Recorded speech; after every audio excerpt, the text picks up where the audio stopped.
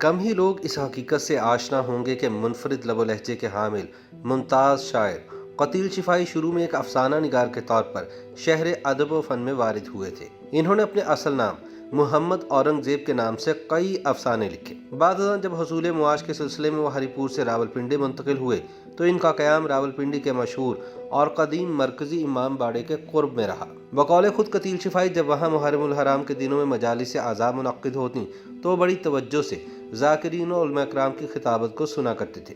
اکثر اوقات کسی واعظ کی دلنشین آواز ان کے کانوں تک پہنچتی تو وہ اس پر کان ضرور دھرتے۔ ایسے ہی ایک موقع پر کسی واعظ خوش بیان نے حضرت امام حسین علیہ السلام کے لیے قتیل تیغ جفا کی ترکیب استعمال کی، جو محمد اورنگزیب کو بہت پسند آئی اور انہوں نے اپنا تخلص قتیل اختیار کر لیا۔ مارشل و ادوار میں آزادی صحافت کے لیے جدوجہد کرنے والے پاکستان کے سینئر ترین صحافی ناصر زیدی قتیل شفائی کے بارے میں بتاتے ہیں کہ امام باڑے کے نزدیک ہی حکیم محمد یحییٰ خان شفا خان پوری کا مطب تھا۔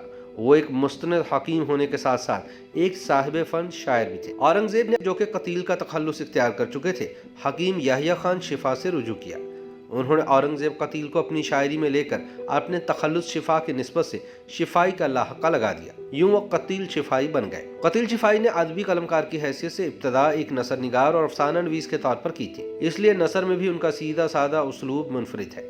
ان کی آپ بیتی یا سرگزشت گھنگرو ٹوٹ گئے میں یہ اسلوب بخوبی دیکھا جا سکتا ہے۔ قتیل شفائی ٹرانسپورٹ کمپنی کی ایک معمولی سی ملازمت سے لے کر فلم انڈسٹری تک بڑی محنت شاقہ سے پہنچے۔ روایتی فلمی ماحول میں بھی انہوں نے روایتی انداز کے گیت نہیں لکھے۔ تنویر نقوی، ساحر لدھیانوی، جوش ملیح آبادی اور سیف الدین سیف کی طرح وہ منفرد طرز کے نغمہ نگار رہے۔ ان کے فلمی نغموں میں غنائیت بدرجہ اتم موجود ہے۔ فلم نگری میں قتیل شفائی کی آمد قیام پاکستان کے ایک سال بعد سن 1948 میں ہوئی اور پھر تو مرتے دم تک وہ اس نگری کے بے تاج بادشاہ رہے۔ ان کی پہلی فلم تیری یاد تھی۔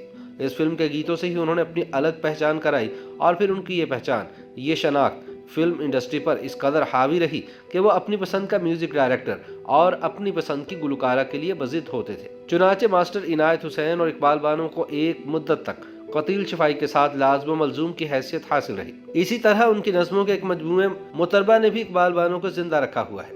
اس مجموعے پر قتیل شفائی کو پاکستان رائٹرز گلڈ کے تحت سب سے بڑا ادبی انعام آدم جی ایوارڈ بھی ملا۔ قتیل شفائی ایک زمانے میں ادبی لیجنڈ ماہنامے ادب لطیف کے مدیر بھی رہے۔ قتیل نے پاکستانی رائٹرز گلڈ کے کئی مرکزی اور صوبائی انتخابات میں کامیابی حاصل کی۔ بقول ناصر زیدی قتیل شفائی ڈٹ کے ناشتہ کرتے تھے۔ ناشتے میں دہی کا استعمال لازمی جزو تھا۔ مجھے اپنے گھر اسلام آباد میں کئی بار ان کو مہمان کے طور پر ٹھہرانے اور میزبانی کرنے کا شرف حاصل ہوا۔ کبھی بھول چوک سے بھی ناشتے میں دہی نہ ہوتا تو وہ بلا تکلف اپنی برہمی کا اظہار کر دیتے۔ خوش لباسی اور جامہ زیبی بھی ان پر ختم تھی۔ عموماً بوسکی کا کرتا، علی گڑھ کٹ پاجامہ اور کولہاپوری چپل پسندیدہ لباس رہا۔